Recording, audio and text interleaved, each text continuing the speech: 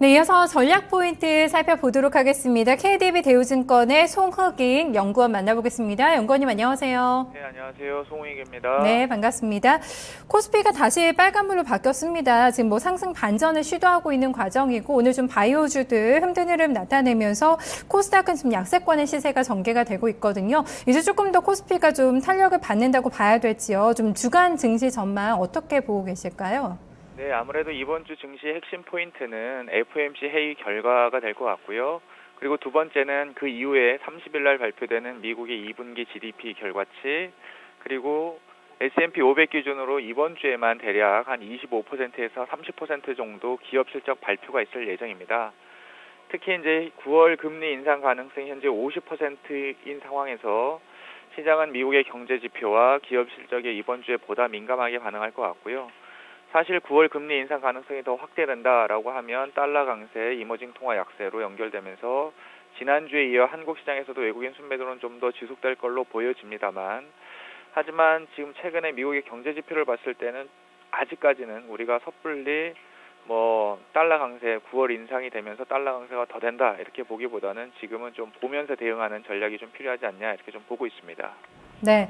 그렇다면은 이제 좀 전략을 어떻게 가져가는 게 좋을까? 외부적인 변수도 좀 점검을 해야 되겠고, 내부적으로는 실적 시즌이기 때문에 기업들 실적 발표도 좀 잘 점검을 해봐야 되지 않을까 싶거든요. 전략 팁 좀 어떻게 주실 수 있을까요? 네네. 서두에서 언급한 것처럼 결국 이번 주 핵심은 FOMC 회의 결과이기 때문에요.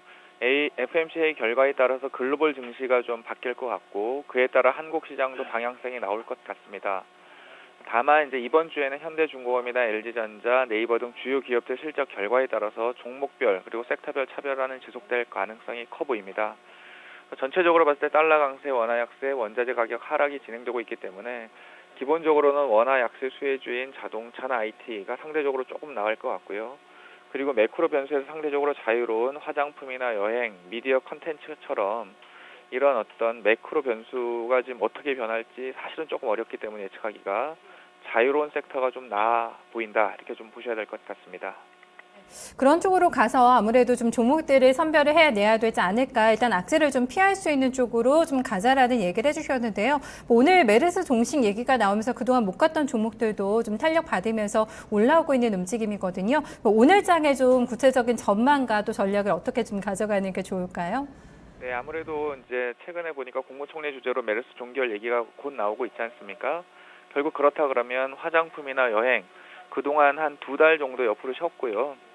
근데 지난주 금요일날 LG생활건강 실적이 나왔는데 생각보다 아주 잘 나왔습니다. 그러면서 오늘 장에서 지금 10% 이상 올라가고 있는데요. 결과론적으로 이제 아모레 퍼시픽 같은 종목들이 실적이 나올 것 같은데 메르스 종결과 함께 실적이 좀 예상치를 상회한다 그러면 그동안 좀 주가가 쉬었던 화장품이나 여행주들, 그리고 최근에 이제 미디어 컨텐츠 오늘 보면 쇼박스 주가도 좀 괜찮은 상황입니다.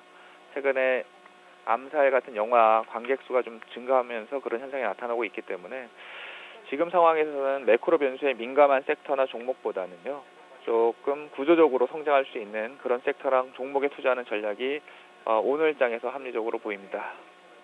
알겠습니다. 전략 잘 들었습니다. 오늘 고맙습니다. 네, 감사합니다. 네, KDB 대우증권 송흑익 연구원과 함께 현물시장 전략을 점검을 해봤습니다.